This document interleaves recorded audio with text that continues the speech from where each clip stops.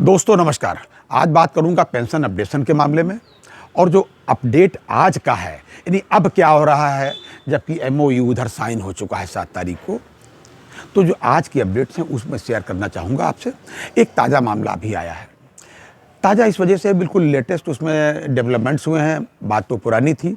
एक criminal case file हुआ भाई साहब, क्रिमिनल केस फाइल किया है एक साहब ने जो केनरा बैंक के रिटायरीज़ हैं, कोल्हापुर जनपद महाराष्ट्र के रहने वाले हैं। 72 वर्ष की उनकी उम्र है। नाम है मिस्टर दामोदर, माफ़ कीजिएगा, वसंत दामोदर वानकुद्रे।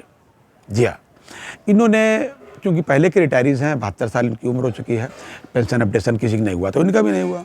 तो इन्होंने 2018 में 12 सितंबर को एक कोर्ट में क्रिमिनल केस फाइल करने के लिए दिया। जाहिर सी बात, ये पहले थाने वाने गए होंगे, थाने में इनकी बात सुनी नहीं गई होगी जैसे आमतौर से होता है, फिर ये कोर्ट के माध्यम से आए। तो 12 सितंबर 2018 को इन्होंने कोर्ट में एप्लीकेशन दी।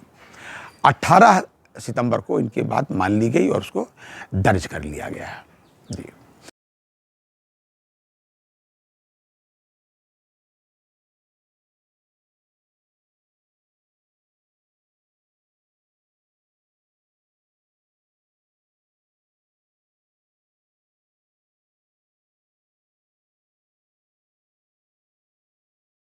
पहली तारीख इनकी 27 सितंबर 2018 कोर्ट में पड़ी। जी हाँ, और जो प्रतिवादी बनाए गए वो संख्या में 16 थे। चूंकि ये केनरा बैंक से थे तो सबसे पहले केनरा बैंक के मैनेजमेंट को इन्होंने प्रतिवादी बनाया, फिर आईबीए को और फिर यूएफबीयू को। यूएफबीयू में 9 ट्रेड यूनियंस थी जिन लोगों ने 11th बाईपार्टाइट सेटलमेंट को साइन किया है, लगभग वही लोग सब थे। और उनमें से 2-3 नाम मैं आपको इसे बता दूं, बाकी लिस्ट में आपको लगा रहा हूं, आप देख लीजिए कौन कौन है।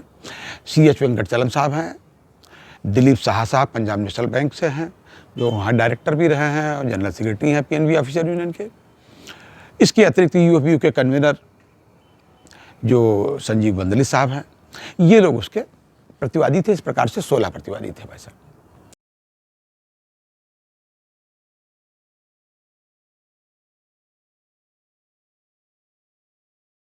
अब इनके अगेंस्ट मुकदमा दायर हो गया, तारीख पर तारीख अपने पड़ती रही इंक्वायरी। अब जब क्रिमिनल मुकदमा होता तो पुलिस को भी अपनी रिपोर्ट जांच वाँच की लगानी पड़ती है आईओ को। खैर, अब रिपोर्ट तो अब क्या, ढेर सारी तारीख लगती रही। मामले को ज़्यादा गौर और लोग कम करते हैं आजकल। बड़े लोगों का मामला ही हो गया है, बड़े लोगों के लिए कानून का क्या मतलब कहा जाए, ये नहीं है। अभी कोल्हापुर में एक नए एसपी साहब, नए का मतलब है कि बड़े ही कुशल है कप्तान साहब, उनका नाम है महेंद्र पंडित। उनकी बड़ी साख है, बड़े ही सम्मानित और बहुत ही अच्छे अधिकारी माने जाते हैं। जब ये वसंत वानकुद्रे साहब को उनके बारे में जानकारी मिली तो वो उनसे मिलने गए। अच्छा, उनको वसंत वानकुद्रे साहब को पता चला कि ये जो एसपी साहब हैं ये क्वालिफिकेशन के दृष्टिकोण से चार्टर्ड अकाउंटेंट भी हैं, सीए भी हैं। कहले ये बात इनकी समझ में बहुत जल्दी आ जाएगी, बैंक की बात। तो ये इनसे 11 तारीख को मिले, यानी कि 11 दिसंबर को, यही इसी महीने में अपनी पूरी बात बताई। खैर वो समझ गया। तो अब की उन्होंने एक उनको नोटिस जारी किया है इन 16 लोगों को। ये नोटिस की भी कापी मैं नीचे लगा रहा हूँ, इसके ऊपर सबके अलग अलग एड्रेस लिखे हुए हैं। थोड़ा धुंधला है तो मैंने पढ़ के जो भी समझा है वो मैं आपको बता रहा हूँ, क्योंकि जो भी हमको वहाँ से मिला वसंत वानकुद्रे साहब से, सीधे मैं उनके संपर्क में हूँ। उसमें उन्होंने लिखा है कि इन्होंने ये कोर्ट में दायर किया मुकदमा, जिसके तहत आपको 2 बार पहले भी मैं बुला चुका हूँ, इंक्वायरी अफसर साहब ने कहा, और आप नहीं आए। लेकिन इस बार अगर आप नहीं आएंगे तो भाई फिर हमको दूसरी एडवर्स रिपोर्ट देनी पड़ेगी कि आपको कुछ नहीं कहना है। और 20 तारीख यानी कि यही 20 दिसंबर को उन्होंने लक्ष्मी नगर थाने में इन 16 लोगों को बुलाया है। देखते हैं भाई इस बार क्या होता है। जी, तो ये आज का अपडेट था। और है ये भाई साहब कि इसके पहले भी तमाम बार इनको लोगों को मिलता जुलता रहता है। कोर्ट कचहरी का ये लोग बड़ा कम तवज्जो देते हैं। और कम तवज्जो देते हैं तो फिर उसके बाद में जब फंसते हैं तो, क्योंकि न्यायालय का मामला बड़ा विचित्र है। बसंत बानकुद्रे साहब ने कहा है कि अगर इस बार ये लोग नहीं आए तो अब की जो डेट है कोर्ट में, जिसमें कि जैसे अगर 20 तारीख को ही आए तो जो भी इसकी फाइंडिंग होगी, अगर नहीं आए तो भी कोर्ट में ये रिपोर्ट देनी पड़ेगी पुलिस को 4 तारीख को, अगली डेट 4 जनवरी लगी हुई है कि साहब ये नहीं आए या इनके ये फाइंडिंग है, इन्होंने ये स्टेटमेंट दिया। तो बसंत बानकुद्रे साहब ने कहा कि अगर इस बार ये नहीं आए तो कोर्ट से मैं निवेदन करूंगा, प्रार्थना करूंगा कि इनके विरुद्ध नॉन अवेलेबल वारंट जारी किया जाए। ये उन्होंने ऐसा कहा है। देखते हैं इस मामले में क्या हो पाता है। जो उन्होंने एक्चुअली अपनी रिट में कहा था मुकदमे में, बसंत बानकुद्रे साहब ने, उन्होंने तो ये जो पेंशन कार्पस है इसके मिसयूज की भी बात यूएफबीयू और आईबीए की मिली भगत से कहा था, ये भी उन्होंने कहा। और उनको भी कहा अपने कैनरा बैंक के मैनेजमेंट को।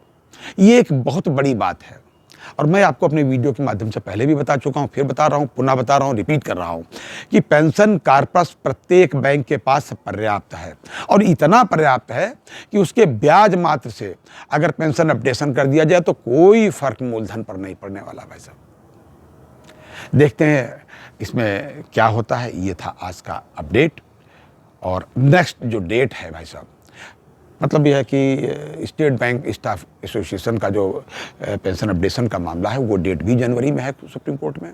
इसके बाद मार्च में MC सिंगला साहब का जो पेंशन का मामला लगा हुआ सुप्रीम कोर्ट में, उसको भी देखना है। इस तरीके की ये पेंशन के मामले में लोग लगे हुए हैं। इसके पहले मैंने आपको बताया था कि जालंधर के एक साहब हैं ओरिएंटल बैंक ऑफ कॉमर्स के, उनका पिछली वीडियो में आपको बता चुका हूं।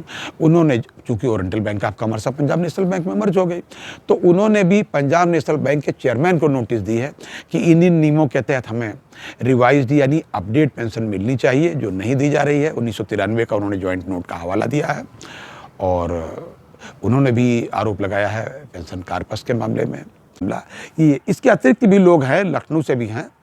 लखनऊ से मिस्टर आरती प्रसाद सिंह जी हैं, उनका भी मुकदमा है उत्तर प्रदेश के हाई कोर्ट में। वो यहाँ यूको बैंक के DGM रहे हैं और बंगाल में, वेस्ट बंगाल में जो है एक RRB के चेयरमैन रहे हैं। तमाम लोग अपने अपने तरीके से जुटे हुए हैं।